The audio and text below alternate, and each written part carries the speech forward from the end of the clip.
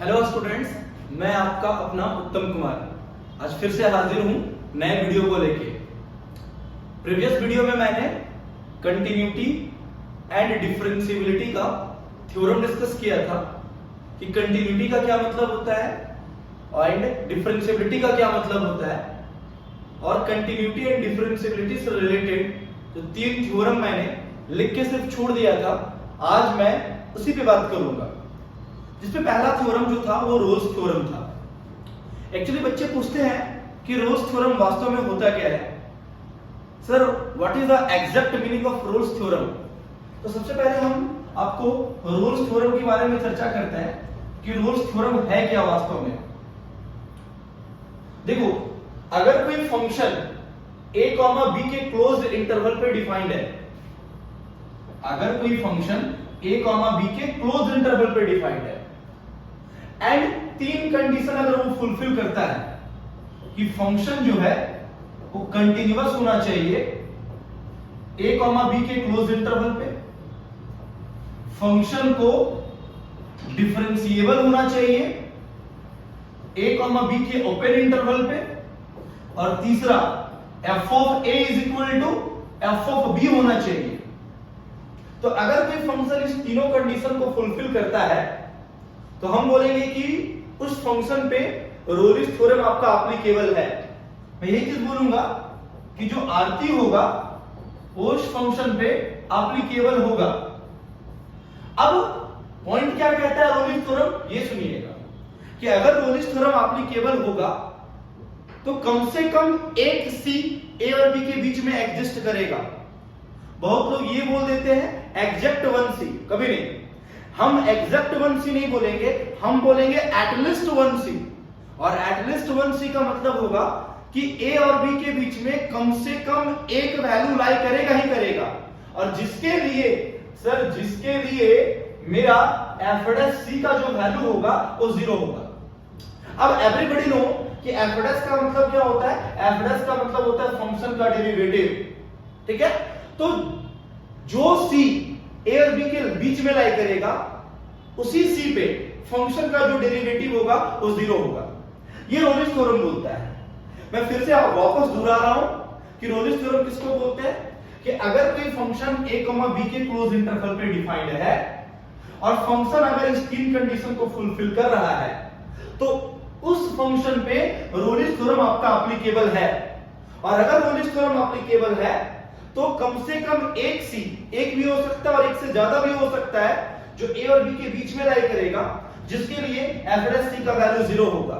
तो अगर हम इसका ज्योमेट्रिकल मीनिंग जानना चाहते हैं कि वास्तव में रोलिस थ्योरम का ज्योमेट्रिकल मीनिंग कहना क्या चाहता है, तो आप ग्राफ से देख सकते हैं कि मान लीजिए तो ये फंक्शन है y is equal to fx और मैंने इसे a से b तक डिफाइन किया, ठीक है। अब क्या किया कि एक c लाई किया a और b के बीच में।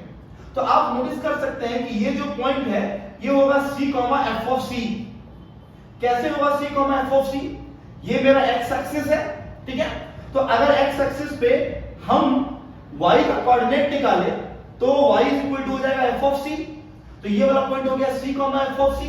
और अगर हम इस c, f ऑफ c पे अगर एक टेंजेंट ड्रॉ करें तो वो टेंजेंट मेरा x एक्सिस के पैरेलल होगा। हाँ सर, रोलिस थ्योरम यही चीज कहता ही है। रोलिस थ्योरम बोलता है कि tangent is parallel to x axis. आप एक पर्टिकुलर एग्जांपल से समझ सकते हैं। कैसे समझ सकते हैं? पर्टिकुलर एग्जांपल से देखिए, आपको हम दिखाते हैं। मान लीजिए मैंने एक फंक्शन लिया fx is equal to sin x और उसको मैंने 0, पाई के क्लोज इंटरवल पे डिफाइन कर दिया, ठीक। आप ज्योमेट्रिकल मीनिंग से समझिए, ठीक है। तो ये sin x का ग्राफ बना दिया मैंने 0 से लेके पाई तक। याद कीजिए बीच का ये जो वैल्यू हो जाएगा वो हो जाएगा π/2। आप नोटिस कर पा रहे होंगे कि ये जो पॉइंट होगा वो होगा आपका π/2, 1। कैसे होगा π/2, 1? अगर मैं x में π/2 डाला तो sin 90 की वैल्यू 1, तो ये वाला पॉइंट हो गया π/2, 1। और इसी π/2, 1 पे अगर मैं टेंजेंट ड्रॉ किया तो वो टेंजेंट मेरा x एक्सिस के आपको देख लो पैरेलल दिखाई दे रहा है। यही मतलब होता है रोलिस थ्योरम का। मतलब रोलिस थ्योरम आपको यही कहता ही है कि सर अगर तीनों कंडीशन एप्लीकेबल है तो कम से कम एक सी एग्जिस्ट करेगा ए और बी के बीच में, जिसके लिए एफ डैश सी का वैल्यू 0 होगा। और अगर किसी ने पूछा कि कर्व के ऊपर जो पॉइंट होगा जिसपे टेंजेंट एक्स एक्सिस के पैरेलल होगा, तो उस पॉइंट का कोऑर्डिनेट क्या लिखेंगे? तो उस पॉइंट का कोऑर्डिनेट हम लोग लिखेंगे, कितना बताए थे, c, f of c। This is the point where tangent is parallel to x axis. लेकिन एक बात मैं और बताता हूं, नोट करके, जो बहुत important, converse of Rolle's theorem is not always true. अच्छा, converse of Rolle's theorem is not always true, इसका मतलब क्या हुआ?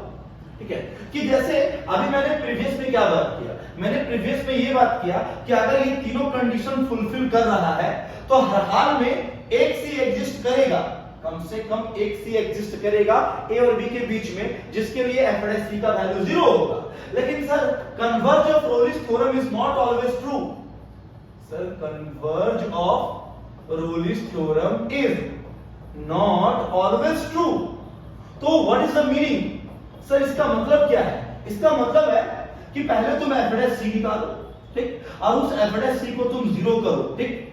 अब तुमने क्या पाया कि जब मैंने एफ डैश सी को 0 किया तो एक सी निकला, और वो सी मेरा ए और बी के बीच में है, वो मेरा सी जो है वो ए और बी के बीच में है।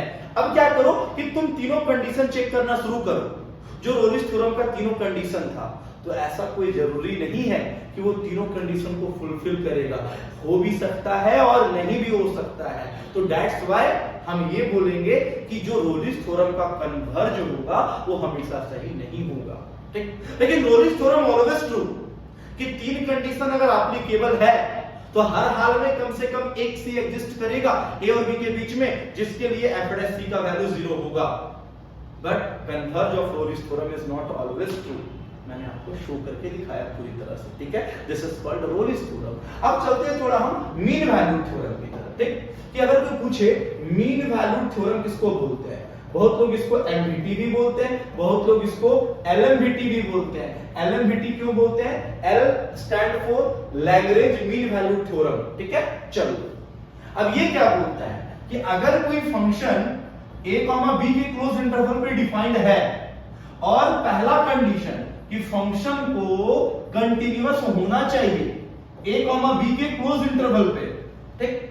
सर फंक्शन को डिफरेंशिएबल होना चाहिए a, b के ओपन इंटरवल पे, ठीक। तो हम बोल देंगे कि mean valued theorem is applicable. हम बोल देंगे कि मीन वैल्यूड थ्योरम जो है वो एप्लीकेबल है, ठीक। रोलिस थ्योरम में एप्लीकेबल होने के लिए 3 कंडीशन, और मीन वैल्यूड थ्योरम में एप्लीकेबल होने के लिए 2 ही कंडीशन। जब मीन वैल्यू थ्योरम एप्लीकेबल होगा ना बच्चा, तो कम से कम एक सी एग्जिस्ट यहां पे भी करेगा ए और बी के बीच में, जिसके लिए एफ डैश सी का वैल्यू जो होगा वो होगा F of B minus F of A बटा B minus A. This is the F dash C for mean valued theorem. तो वास्तव में sir geometrical meaning of mean value theorem क्या बोलता है? जैसे आप रोलिस थ्योरम के बारे में समझाए थे कि रोलिस थ्योरम में ज्योमेट्रिकल मीनिंग बोलता है tangent is parallel to x axis. तो मीन वैल्यू थ्योरम का ज्योमेट्रिकल मीनिंग क्या बोलता है? मान लो हमारे पास ये कोई फंक्शन है y is equal to fx, ठीक। अब मैंने क्या किया, इसे a से लेके b तक डिफाइन किया, ठीक। बीच में एक c आ गया, ठीक। हर एक पॉइंट का हम क्या करते हैं, थोड़ा कोऑर्डिनेट निकालते हैं। अगर हम हर एक पॉइंट का कोऑर्डिनेट निकालेंगे बच्चा, तो ये वाला पॉइंट हो जाएगा मेरा a, f ऑफ a, ठीक है। ये वाला पॉइंट हो जाएगा b, f ऑफ b, ठीक है। और ये पॉइंट हो जाएगा c, f ऑफ c। अच्छा एक बात नोटिस करो, अगर तुम c, f ऑफ c पे अगर एक टेंजेंट ड्रॉ करोगे तो वो टेंजेंट देखो इस कोड के पैरेलल है, और कोड ना 2 पॉइंट से बना हुआ है, a, f of a and b, f of b से। मतलब रोलिस थ्योरम का ज्योमेट्रिकल मीनिंग बोलता है बच्चा टेंजेंट x एक्सिस के पैरेलल होगा, लेकिन मीन वैल्यू थ्योरम का ज्योमेट्रिकल मीनिंग बोलता है कि tangent is parallel to the कोड joining 2 point a, f of a and b, f of b। This is called mean value theorem. Sir mean value theorem के बाद का जो theorem होता है उसको बोलते हैं कोचेस मीन वैल्यू थ्योरम, या उसी को हम लोग एडवांस मीन वैल्यू थ्योरम भी बोलते हैं, और वो 2 फंक्शन पे एप्लीकेबल होता है। इसको से हम लोग एडवांस्ड मीन वैल्यू थ्योरम बोलते हैं, एडवांस्ड मीन वैल्यूड थ्योरम बोलते हैं। मैंने आप जाके देखो प्रीवियस लेक्चर में लिखवाया भी था, ठीक।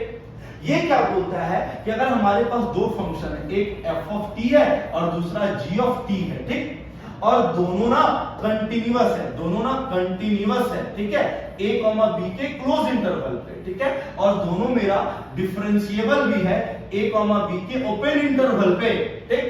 लेकिन but g dash t not equal to 0, g dash t क्या नॉट इक्वल टू 0, तो कम से कम एक c, यहां पे भी एटलीस्ट 1 c, एटलीस्ट कितना बोलो 1 c exist between, sir exist क्या बोलो between, sir a and b for such that f dash c बटा g dash c is equal to f of b minus f of a और बटा g of b minus g of a। This is called advance mean value theorem. अच्छा, आप figure out भी कर सकते हैं, क्योंकि अगर कोई पूछता है मान लो ये चीज कैसे आया, तो तुम याद करो मीन वैल्यू थ्योरम में अभी मैंने क्या बताया, f dash c is equal to f of b minus f of a बटा b माइनस a। तो उसी तरह से g ऑफ t पे अगर हम अप्लाई करें मीन वैल्यू थ्योरम, तो हम लोग बोलेंगे g dash c is equal to g of b minus g of a बटा b माइनस a।